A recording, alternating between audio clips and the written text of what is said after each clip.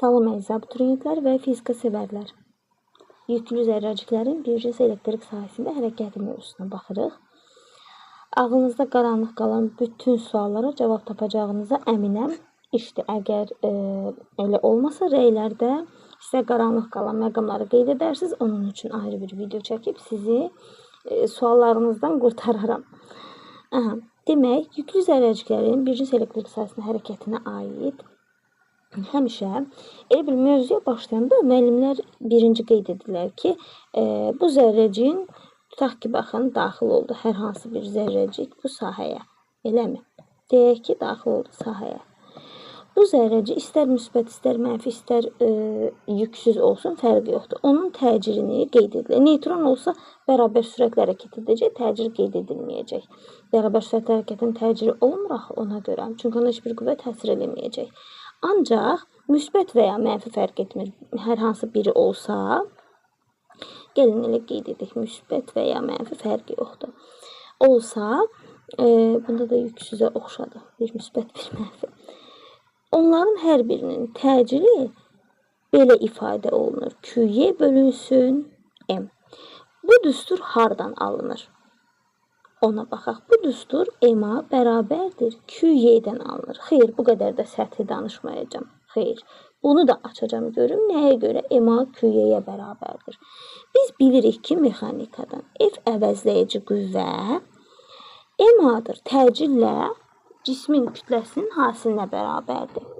Və bilirik ki, elektrik sahəsində hərəkət edən yük, istər mənfi, istər müsbət olsun, ona bir elektrik qüvvəsi, Coulomb qüvvəsi təsir edir. Elektrik yazıq, F elektrik. Bu da ki, Qy-yə bərabərdir intensivliyi. Modul, ümumiyyətlə, intensivliklə yükün miqdarına bərabərdir. Biraz səliqəli çəkim intensivliyi. Neysə. Bu iki dənə dünyaca məşhur qanunun biri Newton qanunu sayılır. Əvəzləyici qüvvəni biz mexanikada keçmişik də. Demişdik ki, təcil ona təsir edən qüvvə ilə düz, onun kütləsi ilə tərs mütənasibdir. Bu Newton ikinci qanunu idi. Yadınızdadırsa.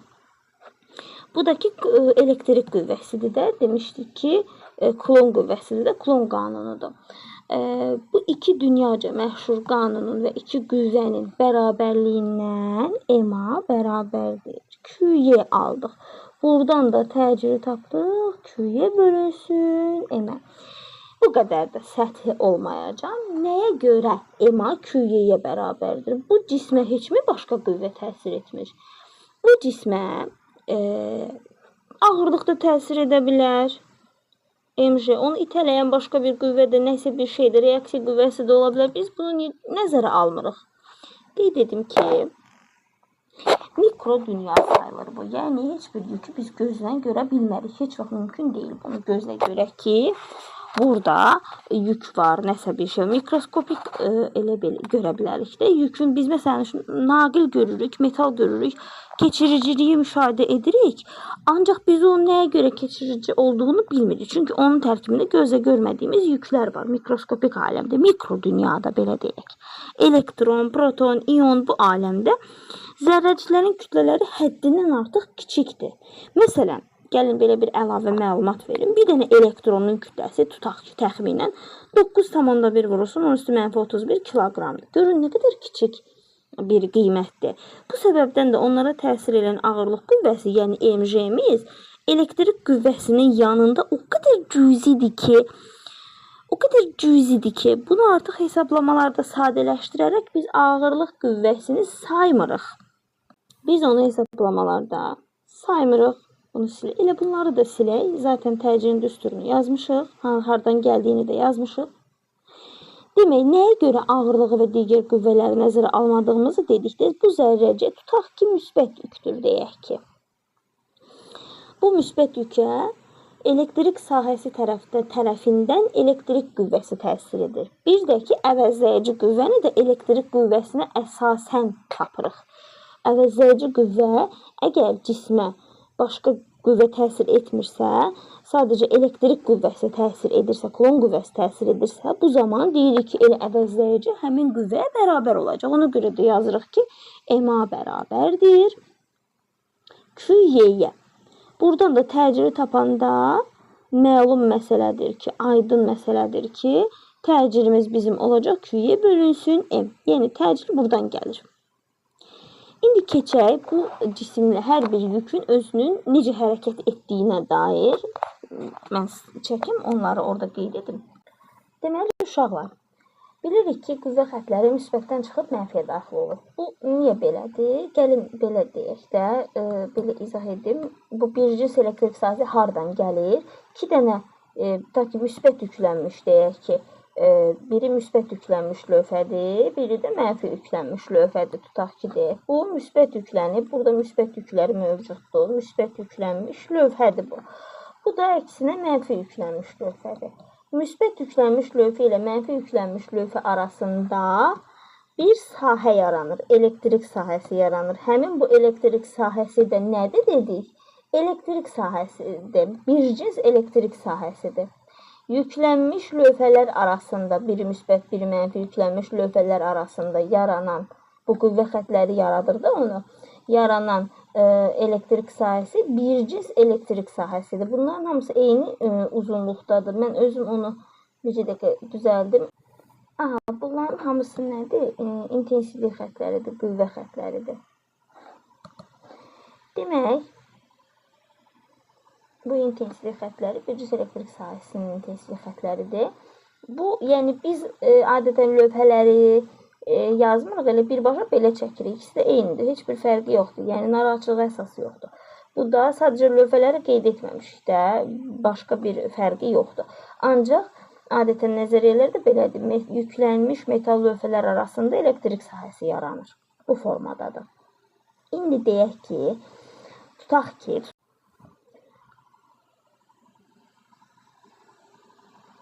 proton daxil edilib elektrik sahəsinə.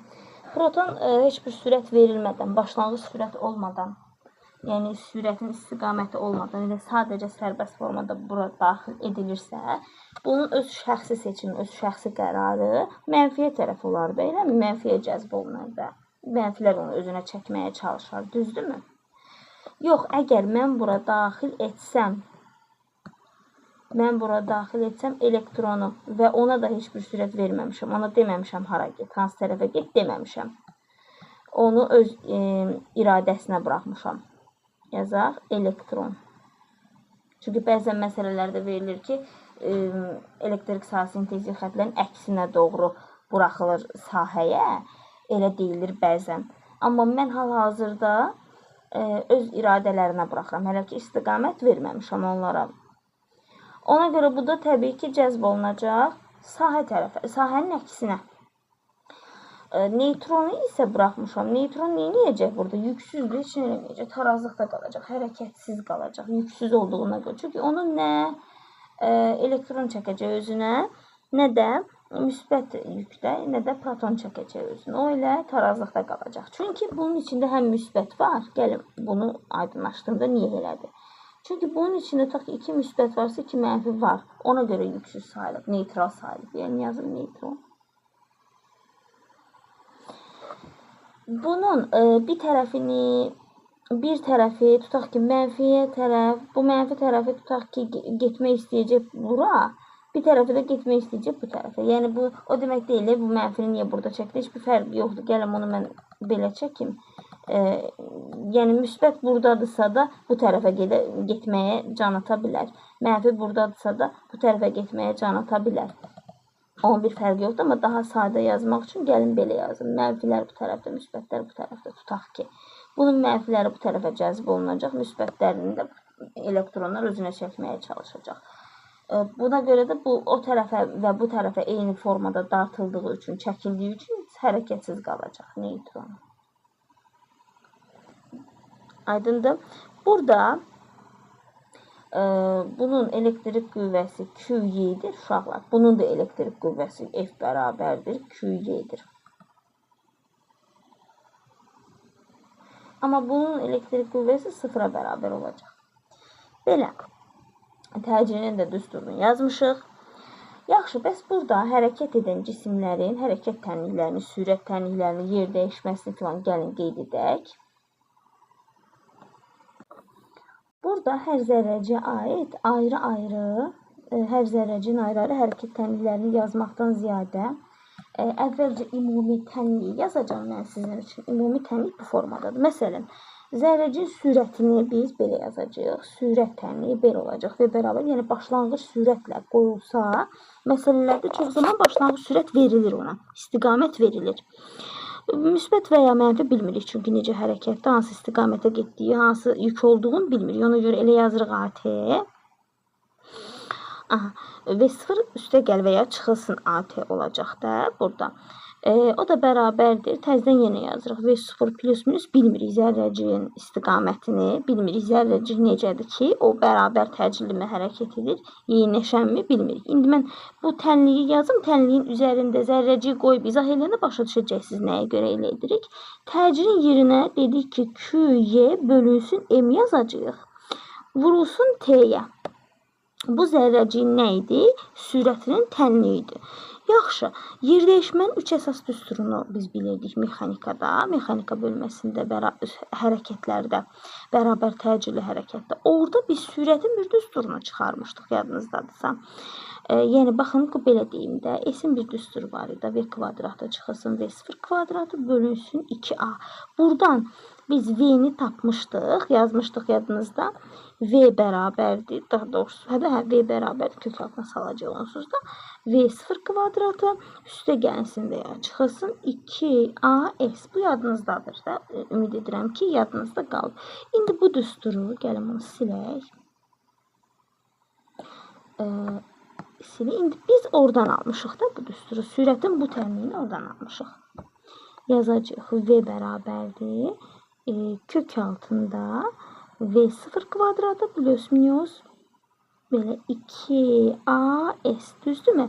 Burada biz A-nın yerinə yenə qoya bilərik də, kök altında V0 kvadratı plus minus 2 vurulsun QY bölünsün M vurulsun S. Aydındır? Burada belə ümumiləşdirə bilərik də, daha səliqəli görsənsin deyə V0 kvadratı üstə gəl və ya çıxılsın bilmirik. 2QYS bölünsün M. Belə olacaq. Daha sonra gələk zərrəcinin yer dəyişməsini tapaq. Bayaqki suallar, bayaqki yazdığım düstura da aidiyyatı var. S-in əsas düsturu necə idi? S bərabərdir V0T. Üstə gəlsin və ya çıxılsın bilmirik. AT kvadratı bölünsün 2. Biz bunu mexanikadan bilirik. Burada yerinə qoyacaq sadəcə. A-nın yerinə Q-yə bölüm qoyacaq. V0T üstə gəl çıx bilmirik hələ zərrəciyi. QY böl M, yəni A vurulsun T kvadratı böl 2. Gəlin bunu belə daha səliqəli yazım. Buradan vurulsun T kvadratı bölünsün 2 M. Belə. Daha sonra burada zərrəciyin tormuz müddətində qeyd edək. Məsələn, T tormuz necə olacaq? Oradan T tormuz biz bilirik ki, əvvəlki dərslərimizdən V0 bölünsün A. V0 bölünsün QY bölünsün M. Bu da yuxarı qalxacaq. Olacaq V0 vur M bölünsün QY. Aydındır? Yəni MV0 olacaq da burada. Yəni bunun yazılışı MV0 bölünsün QY. Daha sonra tormuz müddətini yazacaq. T tormuz bərabərdir. Əvvəlki dərslərimizdən bilirik ki, V0 kvadratı bölünsün 2A-dır. O da bərabərdir. Birbaşa yazacağım. MV0 kvadratı bölünsün 2QY. İndi burada əsas düsturlar hansı oldu? Mən onları başqa rənglə burada yazacağım indi. Burada biz birbaşa yazdıq. Burada çıxarılışını yazdıq. İndi burada birbaşa yazdıq. Birbaşa yazdım hamısını. Zəhmət olmasa bunları qeyd dəftərlərinizə qeyd edin. İndi birinci elektrik sayısını qeyd etmişik burada. Burada istənilən bir yükü istər mənfi olsun, istər müsbət olsun, hər birini bura qeyd etməklə, hər birinə aid hərəkət tənliklərini qeyd edəcəm. Əvvəlcə V0 olmayan halda bax. Yəni heç bir sərbəst, daha doğrusu heç bir başlanğıc sürəti yoxdur. Biz yükü V0 bərabərdir 0 olduğu haldayıq əvvəlcə. Düzdürmü? Əvvəlcə bunu düşünək. Burada hər hansı bir elektrik sahəsinə hər hansı bir, tutaq ki, yükü gətiririk bura. Deyək ki, tutaq ki, gətirdik müsbət yükü. Dedik ki, bu protondur. Bu proton heç bir, mən ona istiqamət verməmişəm. Görürsünüz, nə belə çəkmişəm, nə belə çəkmişəm. Heç bir tərəfə qoymuram. Yəni, buraxıram sahəyə, deyirəm, sən özün hara gedirsən, get. O özü öz iradəsinə buraxırıq. Hara gedəcək? Təbii ki, mənfiyə doğru, daha doğrusu müsbət hərəkət eləmir, hərəkət edən elektronlardır. Elektron onu özünə çəkməyə çalışacaq. İstər-istəməz, yəni o tərəfə doğru çəkiləcək. Öz iradəsindən getmir. O tərəfə doğru çəkilir sadəcə. Müsbəti buraxırsan, elektron onu öz tərəfinə çəkəcək. Bu təbii haldır. Burada V0 yoxdur. Və burada bunun hərəkəti düz xətti bərabər yeyinləşən hərəkət. Sükunət halından bunun hərəkəti necə olacağını, necə adlanacaq? Sükunət halından başlayır hərəkəti, çünki V0 sıfırdır. Mən onda heç bir istiqamət və sürət qiyməti verməmişəm. Sərbəst buraxmışam. Bunun hərəkəti olacaq sükunət halından hərəkətə başlayan bərabər yeyinləşən hərəkət olacaq. Niyə? Çünki zaten mən bura mənfi də qoysam, yenə bərabər yeyinləşən olacaq. Gəlin qeyd edeyim. Tutaq ki, mənfi qoydum mən bura, deyək ki, mənfi. Bu yenə bərabər yeyinləşən hərəkət edəcək. Çünki mənfi də istəyir ki, getsin müsbət tərəfə. Mən onu öz iradəsindən buraxmışam ki, hansı tərəfə getməyi istəyirsən, get. Hər hansı bir V0-ın qiymətini, istiqamətini verməmişəm. Aha, yəni V0-da bir qiymət varsa, demək ki, onun istiqaməti də vardır. Amma V0 yoxdursa, istiqamət də yoxdur. Qiymət yoxsa, istiqamət də yoxdur. Məlum məsələdir. Və həmişə biz nə demişdik bərabər təcili hərəkəti keçəndə? Bir hərəkət əgər sükunət halının hərəkətə başlayırsa, bu %100 bərabər yeyinləşəndir.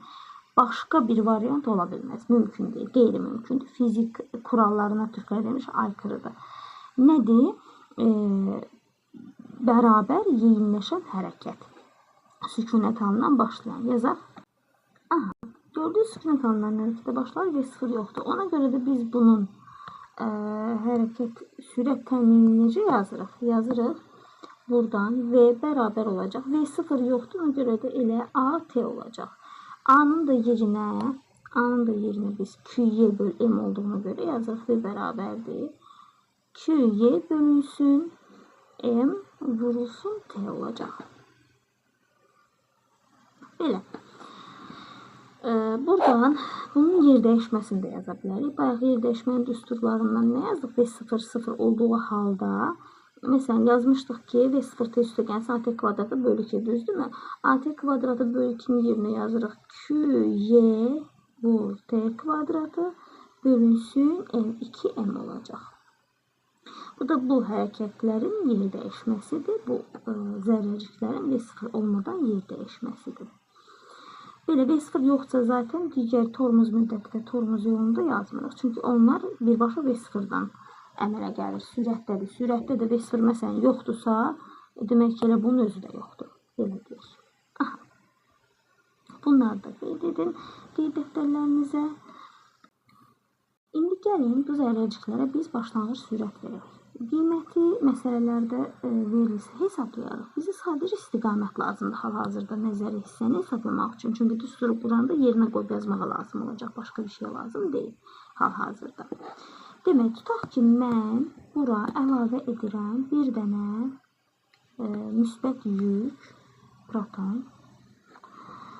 Müsbət yükü əlavə etdim. Gəl neytronu da deyim, bayaq yuxarıda neytron demədim. Neytron onlara qarışmayacaq. Neytron burada, yəni bu neytral olduğuna görə bayaq yuxarıda da izah etmişdim, səhv eləmirəmsə. Məsələn, burada müsbətlər var. Nə qədər müsbət varsa, o qədər də mənfilər var. Olur neytral, düzdürmü? Bunun müsbətlərin mənfi çəkəcəyi öz tərəfinə, mənfilərin müsbət çəkəcəyi öz tərəfinə elektrik qüvvəsi mövcuddur da burada. Bunlar elektrik qüvvəsidir də. Zaten bayaq yuxarıda yazmışdım. Mən indeks olaraq yazdım bərabər əvəzinə. F bərabərdir QY. Bu da F bərabərdir QY. Zaten bu elektrik qüvvəsidir bunu ora-bura çəkən, müsbəti mənfi, mənfi müsbətə çəkən. Burada da bunlar F'lər çəkilir deyə bir-birinə. Məsələn, bu F bərabərdir QY-dirsə, bu da F bərabərdir mənfi QY olacaq. Yəni, nə mənada mənfi demirəm, sırf bu mənfidir. Yəni, əks işarəlidirlər də. Ona görə də əvəzləyiciləri sıfır olacaq. Bir-birini aparacaq neutron. Həmişə neytral olduğuna görə həmişə neutron nə olacaq? Ya sükunətdə qalacaq, ya da düz xəttli bərabər sürətlə hərəkət edəcək. Ona görə də onun sürəti sabit qalacaq və ya sürət ümumiyyətlə olmayacaq. Belə. Yəni, indi protonu biz daxil etdik elektrik sahəsinə, amma biz ona bu səfər bir dənə sürət veririk. Bir dənə istiqamət veririk. Əvvəlcə gəlin proton yazaq. Buradan protondan gedir söhbət. Çünki protonu biz 2 dənə istiqamət verəcəyik. Proton daxil edilərsə. Edildikdə. Proton daxil edildikdə. Protonu tutaq ki, birinci daxil edirik elektrik sahəsinin istiqaməti. Elektrik sahəsinin qüvvə xəttləri istiqaməti. Mənfiyə tərəf yəni daxil edirik. Tutaq ki, açmışam mı? Deyildi. Aha, açmışam. Tutaq ki, elektron neymiş? Mənfi tərəfə doğru. Buna da bir müəyyən V0-da, düzdür mü? Yazaq V0. Aha. Bu müəyyən bir V0 da yaza bilərik, V də yaza bilərik, fərq yox. Yəni, müəyyən bir sürət, bir qiymət verib daxil etmişik elektrik sahəsində. Demişik ki, bu tərəfə getməlisən. Elektrik qüvvəsi ona necə təsir edir? Yəni, bunun özü haranı istəyir? Bunun özünün istədiyi isə bu tərəfdir. Elə. Doğrudur. Bu o tərəfə doğru çəkilir. Bunun ürəyi onu istəyir. Ona görə də düşünürük ki, bu hərəkətin görürsünüz F də o istiqamətədir. F o istiqamətədirsə, deməli cismin təcili də o istiqamətədir də, düzdürmü? Təcili də o tərəfə doğru gedəcək. Bu da təcilin istiqaməti. Bunlar vektorial kəmiyyətlərdə qeyd edək. Görürsünüz, hamısı eyni istiqamətə gedir. Bu zaman nə deyirik? Deyirik ki, bu hərəkət necə hərəkətdir? Bərabər yeyinləşən hərəkətdir. Və V0 da var. Bu zaman yazırıq V bərabərdir V0 üstə gəlsə, özdəki necədir? Qüvvə ilə təcilin istiqamətidir, mənfiliyi yoxdur. Hamısı müsbətli kəmiyyətlərin burada. Qüvvə elə bir sahə istiqamətinədir də AT olacaq. V0 bərabərdir V0 üstə gələrdir. Bu da bərabərdir V0 üstə gəlsin QY böl M vurulsun T. Daha sonra bunu biraz kiçildim. Çox gedib deyib sahəyə.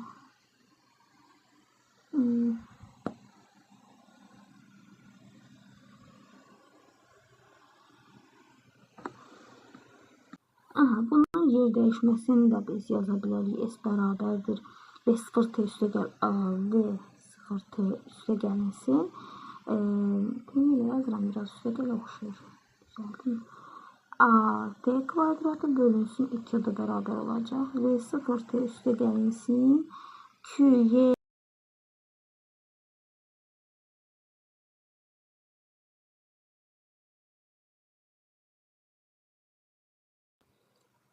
İndi tutaq ki, müsbət yükü daxil edirik.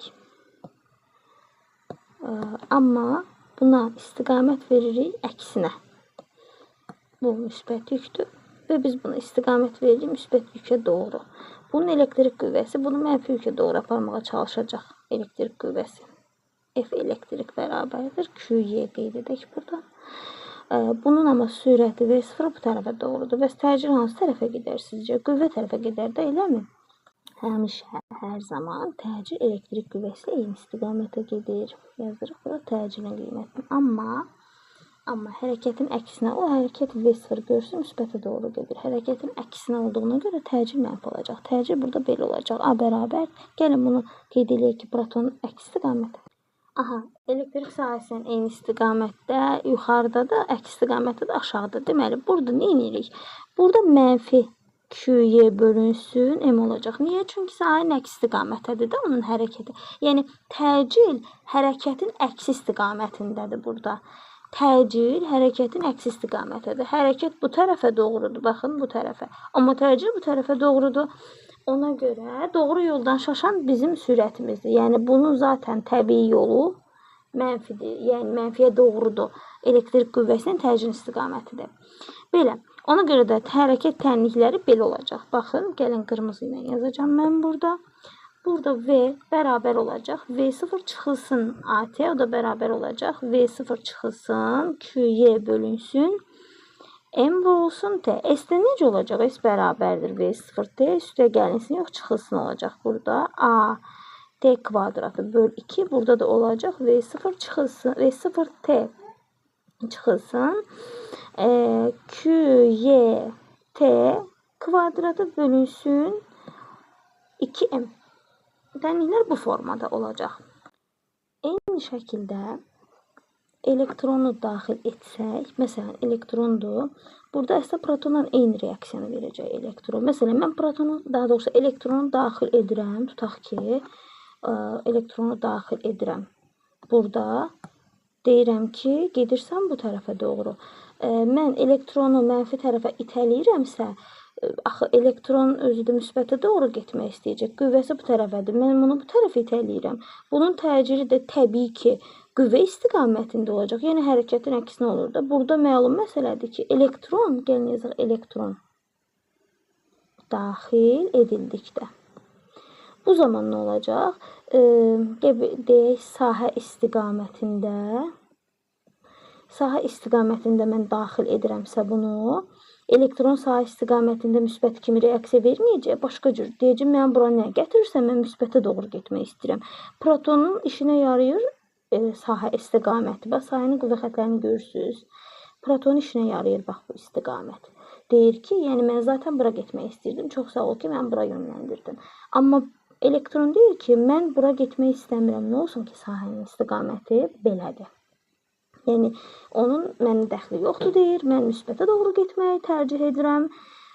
O zaman yenə görürsən ki, hərəkət bu tərəfə doğrudur. Mənim seçdiyim hərəkət bu tərəfə doğrudur. Təcil qüvvənin yanına düşüb gedir müsbət tərəfə. Ona görə mən yenə təcili mənfi deyirəm. Razılaşmıram təcillə. QY bölünsün. Yenə mən təcili mənfi qəbul edəcəm. Ona görə mənfiyə aid olan düsturlar buna da aid olacaq. Mənfiyə aid olan. Məsələn, sürətin tənliyi olacaq. V0 çıxılsın QY böl M vurulsun. Mənim gözümdə təcil mənfidir. Mən dediyim yerə getmədi. Ancaq məsələn yer dəyişmə də eyni. V0 çıxılsın, V0 T çıxılsın QY T kvadratı böl 2M. Təcildir də bu QY böl M. Yerinə qoyduq. Bax burada və yuxarıdakılar kimi qeyd etmişdik. Aha.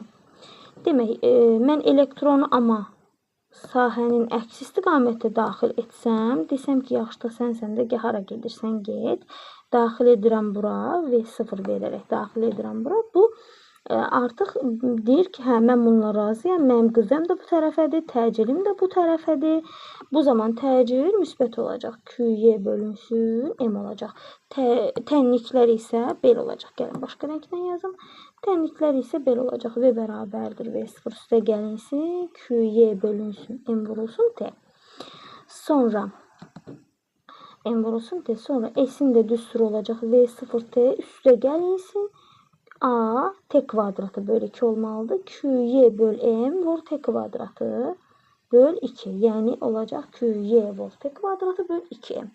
Bunu da tənlikləri bu şəkildədir. Hər birini demək olar ki, bütün zərrəcikləri ayrı-ayrı daxil etdik. İstər istiqamət verərək, istər istiqamət verməyərək daxil etdik. Nöqtəvi yükün elektrik sahəsinin intensivliyi mövzusundan danışaq. Nöqtəvi yük nədir? Nöqtəvi yük ölçüləri nəzərə alınmayan bir yükdür və o sahəni yaradan yükdür.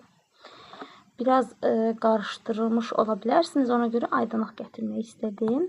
Nöqtəvi yük dediyimiz Q0'dır və bu Q0 ətrafında bir dənə nə yaradır?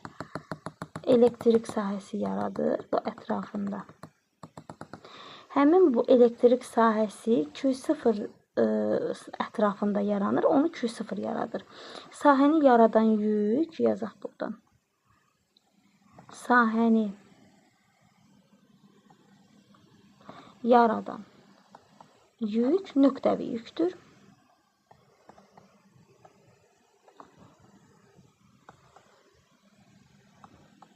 və intensivlik ondan asılıdır.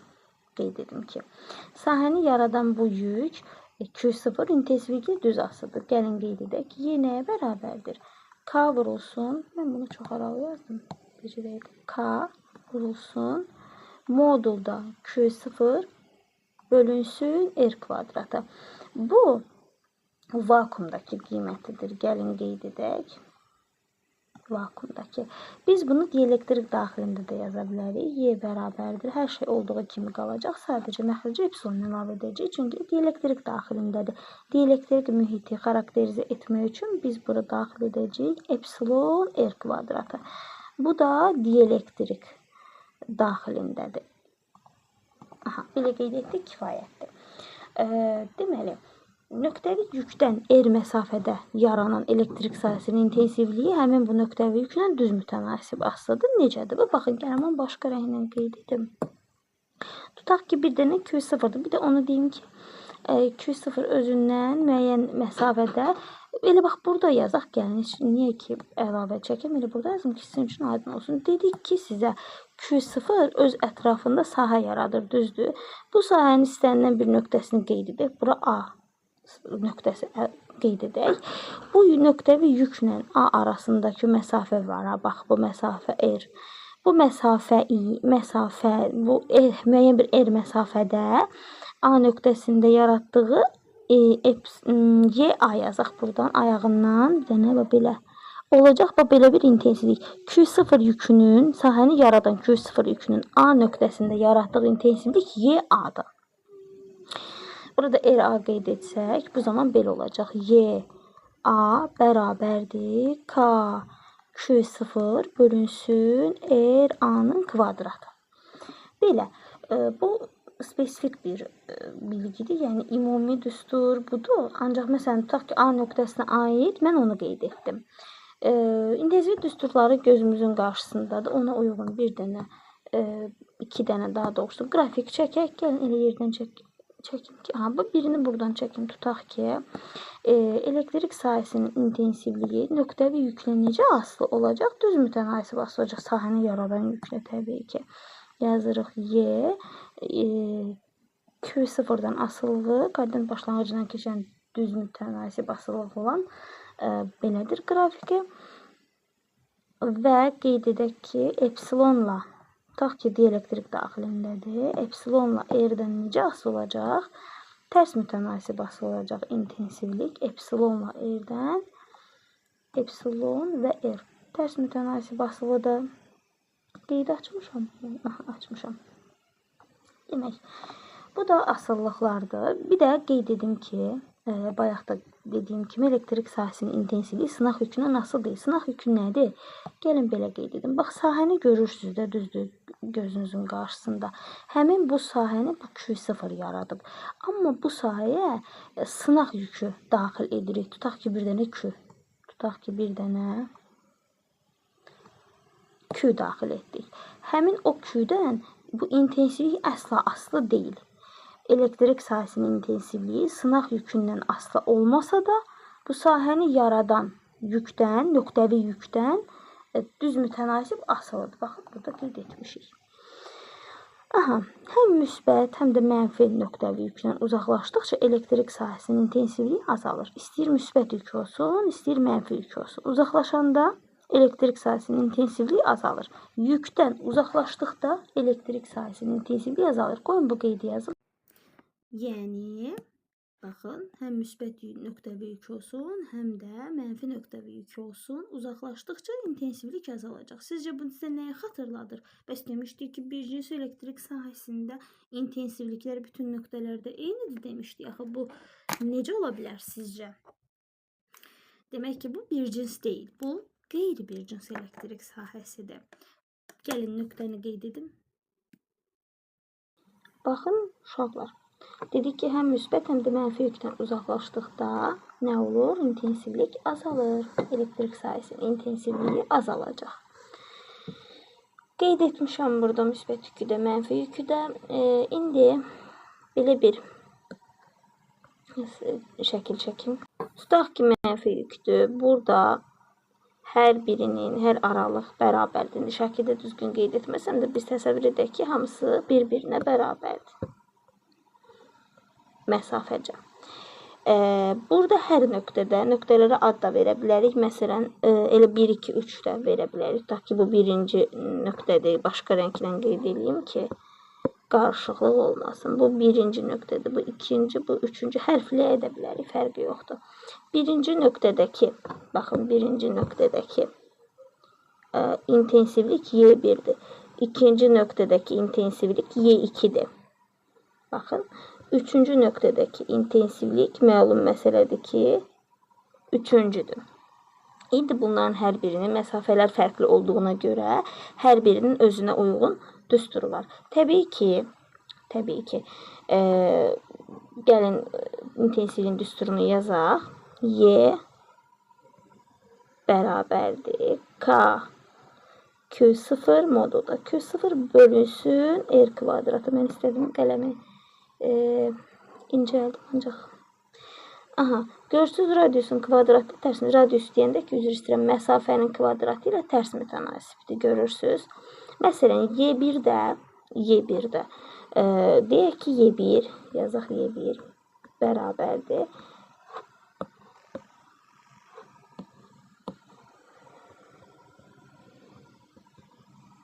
K modulda Q0 bölünsün bir dənə R-dir də, düzdür, ona görə elə R kvadratı yazacağıq. Sonra R2-yə baxırıq, E2-yə daha doğrusu, Y2-yə baxırıq.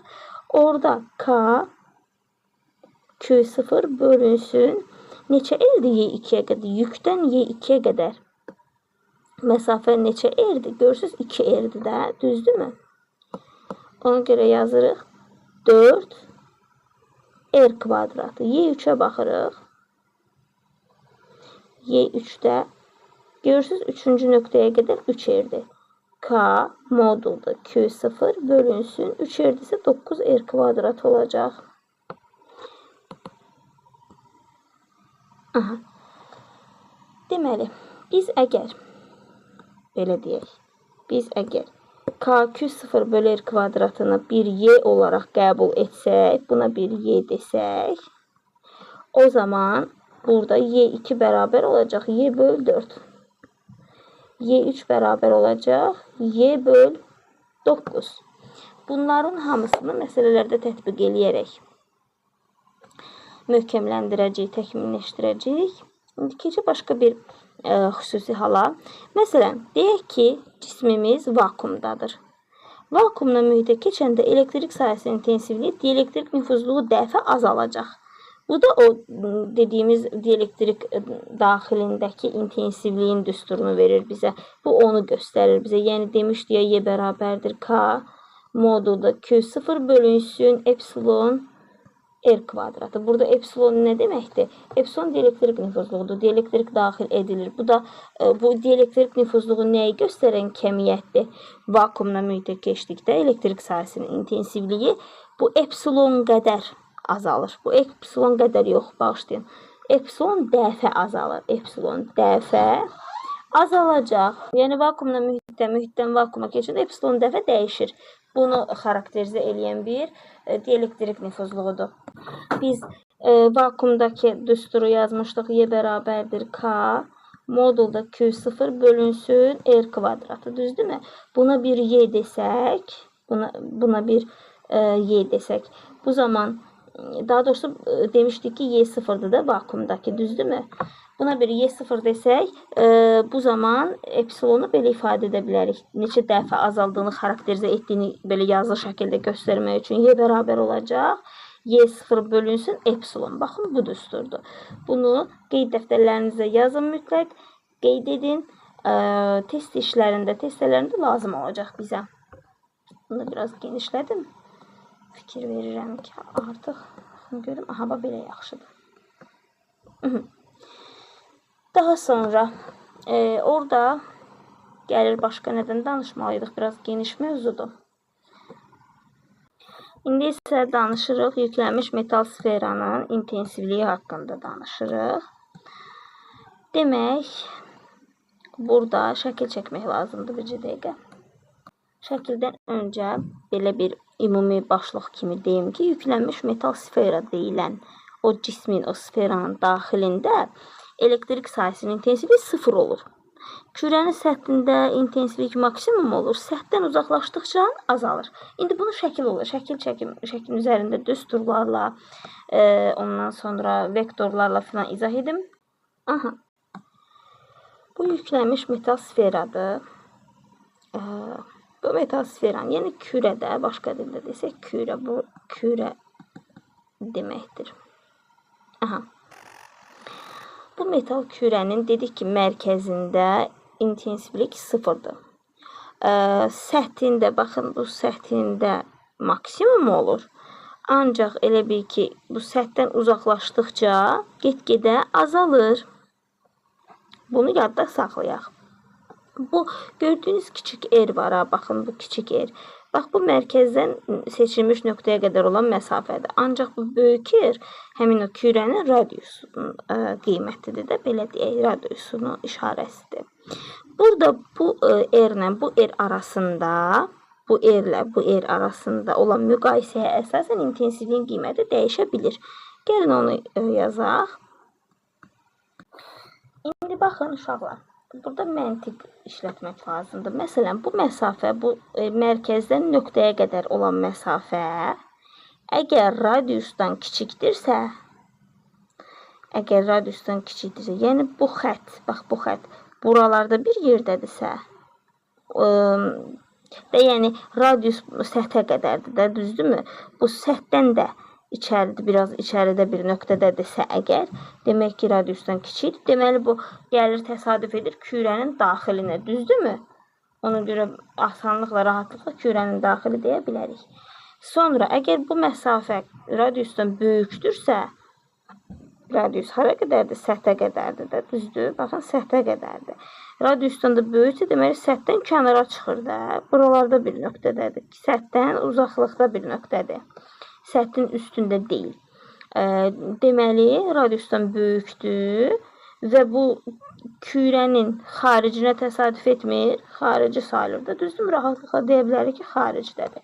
Yox, əgər, baxın, burada çaşıb yazmamışam, bir dəqiqə düzəldim. Əgər radiusa bərabərdirsə həmin bu məsafə, yəni bu da səthdədirsə, o da səthdədirsə, çünki radius axı səthə qədərdir dedik ki, səthə qədərdir. Bu da səthdə bir nöqtədədirsə, radiusa bərabər sayılır da. Ona görə deyirik ki, kürənin səthidir, səthində yerləşir. Demək, əgər biz həmin nöqtəni, bir dəqiqə bunu götürün belə. Gətirin biraz buralara, çünki oradan biz nə edirik? İntensivliyi düsturunu yazacağıq.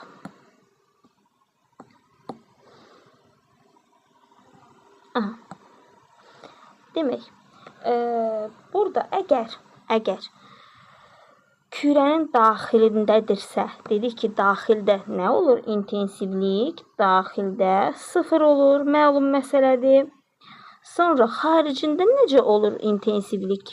Kürənin xaricində artıq, kürənin xaricindədirsə, artıq onun məsafəsi kiçik R-lə hesablanacaq, kürənin xaricindədirsə. Aydındır. Ona görə yazacağıq Y. Bir dəqiqə nə baş verdi burada? Yox, bu deyildi. Aha. Ona görə yazacağıq Y bərabərdir. K modulda Q0 vurulsun, daha doğrusu bölünsün kiçik R-in kvadratı. Çünki burada söhbət kürənin xaricindən, yəni kiçik R-dən gedir. Artıq balaca R-i ötüb keçib. Balaca neymiş? Radiusu artıq ötüb keçib başqa bir məsafədir. Səthində isə eynən radiusla bərabərdir. Ona görə elə biz heç balacanı saymırıq, radiusla işimizi görürük, olur böyük R kvadrat. Ümid edirəm, yadda qalan bir izah oldu. Demək olar ki, bu intensivliyin həmin bu məsafədən asılıq qrafikini də çəkə bilərik artıq. Baxın, Y-nin kiçik yerdən asıllıq qrafiki. Burada müəyyən nöqtəyə qədər sabit qalacaq, yəni dəyişməyəcək. Müəyyən nöqtəyə qədər, yəni radiusa qədər də, radiusun qiyməti də bu. Gəlin bura bir dənə böyük R yazaq. Müəyyən yerə qədər radiusunun ölçüsüdür. Baxın burada da müəyyən yerə qədər radiusunun ölçüsüdür. Gəlin bunun altına köçürək. Çünki elə daha aydın olar sizin üçün. Bircə dəqiqə. Gətirək bura. Müəyyən yerə qədər. Baxın. Bunu belə eləyəcəm. Bunu silim. Müəyyən bir yerə qədər radiusun ölçüsünü götürəcək o bizim üçün. Baxın, buradan bura qədər dedik ki, getirək bunu bura qoyaq belə. Müəyyən yerə qədər radiusun ölçüsü olacaq. Aha. Burada müəyyən yerə qədər radiusun ölçüsüdür və onu biz intensivlik maksimalı sayacağıq. Baxın, bu intensivliyin maksimalı. Dedik ki, harda maksimal olur intensivlik? Y max sayılır da. Baxın, kürənin səthində, buradan səthində, gəlin bura max yazaq. Maksimal sayılır. Kürənin səthində maksimal olur qiymət. Maksimal qiymət də radiusa təsadüf edir. Baxın, bu nöqtəni də, baxın, görürsünüz, necə yazdıq. Eynən səthinə işarə edə bildik. Burada isə, baxın, bu hissədə. Burada intensivlik 0 olur. Yəni, daxilində. Buradan o tərəfə artıq xaricdə, axı, kürədən xaricə çıxır. Səthdə maksimal olur. Kürədən xaricə çıxdıqca az çıxır, uzaqlaşdıqca azalır. Deməli, daxildə 0 olacaq. Baxın, burada epsilon nəymiş? Y 0 olacaq. Aha. Gəlin nümunə gətirək buna. Tutaq ki, deyir ki, bir dənə yük çəkək. Tutaq ki, bu bizə deyir ki, mənfi yüklənib bu cisim. Mənfi yüklənmiş bir cisimdir. Mənfi yüklənmiş metal kürədir. Üzr istəyirəm, kürə keçirik də biz. Mənfi yüklənmiş metal kürədir və bunun, gəlin mərkəzdən bir nöqtə qeyd eləyək. Aha. Tutaq ki, A nöqtəsi daxildədir, bu da O mərkəzidir. A nöqtəsi daxildədir, B xaricdədir. B xaricdədir, C də buradadır da, tutaq ki. Səthdə də bir dənə nöqtə qeyd eləyək, bunu da bir K deyək. Səthdəki K-dır da, tutaq ki. Bizə deyir, müqayisə elə. İntensivliklərini, nöqtələr üzrə intensivlikləri müqayisə elə. Mərkəzdəki bərabər olacaq elə A-ya. Mərkəzdəki bərabər olacaq elə A-ya. Bircə dəqiqə. O da bərabər olacaq 0-a. Daha sonra YB var, ha, baxın. YK maksimal olacaq. YK Y maxdır. YK Y maxdır uşaqlar. Aha, Y max. Daha sonra YB ilə YS-ni müqayisə etsək, nəzər hissədə demişdik ki, səthdən uzaqlaşdıqca azalır. Ona görə BS-dən böyükdür. Aydındır? Belə. İndi testlərdə daha çox istifadə edilən bir düstur haqqında danışacağım. Bu yüklənmiş kürənin xaricində, səthində olan intensivliklər arasında əlaqə düsturu var. Onu yazacağım indi. Şəklini çəkim əvvəlcə. Aha, baxın uşaqlar. Burada fikir verin. Burada görürsünüz xarici hissədə, yəni səthdən kənar olan hissənin ölçüsüdür. Bu isə radiusdur, görürsünüz. O mərkəzi səthdəki intensivlik, xaricdəki intensivlik qeyd olunub.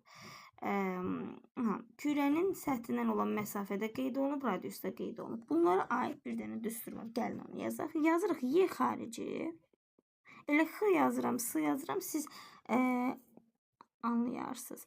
Burada yuxarıda məxrəcdə Y səthin elə bir ki, intensivliyi bölünsün. Bir, üzərinə gəlirik. Xaricdəki ölçü nə? Radiusun belə bir üstə gəl. R bölünsün. R-in kvadratı. Düstur budur uşaqlar. Ben bunu belə haşiyəyə alım. Aha. Demək, bu düsturu qeyd dəftərində yazın, yadınızdan çıxmasın. Xaricinə səthin əlaqə düsturu. Xaricdəki yüklənmiş metasferanın xaricindəki intensivliklə daxilindəki intensivliyin arasındakı əlaqə düsturu bundan ibarətdir uşaqlar. Aha. Deməli, xariclə səthi biz belə bayaq necə ifadə etmişdik. Elə bir ki, kürənin daxilində radiusla hesablanır aşağıdakı. Kürənin xaricində kiçik r-lə, yəni məsələn mərkəzdən nöqtəyə olan məsafə ilə hesablanır. İndi burada həmin hər birinə aid fikir verin. Burada məsələn radiusun məsafəyə kürənin səthindən nöqtəyə qədər olan məsafə ilə bərabər olanda necə olur? Burada yəni r bərabərdir r məsafədə. Bu zaman xaricdəki intensivlik bərabər olar səthdəki intensivlik bölünsün 4-ə. O düsturda yerinə qoyuruq. Yəni intensivlik 4 dəfə azalar. Y 4 dəfə azalar deməkdir. Daha sonra tutaq ki r bərabərdir 2 radius qiymətindəki məsafədə. Burada necə olacaq? Burada da olacaq elə bil ki, xaricdəki intensivlik bərabər olacaq səthdəki bölünsün 9. Bu düsturda yerinə qoyuruq da. Olacaq y neçə dəfə azalacaq? Azalacaq 9 dəfə. Daha sonra 3r məsafədə tapaq görək. 3r məsafədə r bərabərdir 3r məsafədə yazaq. Burada mən çaşıb bərabər yazmışam. Aha. Bu zaman xaricdəki intensivlik bərabər olar səthdəki bölünsün 16. Çünki burada yerinə qoyuruq da düsturda. Bu zaman deyirik ki, intensivlik 16 dəfə azalacaq. Bunları yadda saxlayırıq. Qeyd dəftərlərinizə qeyd edin.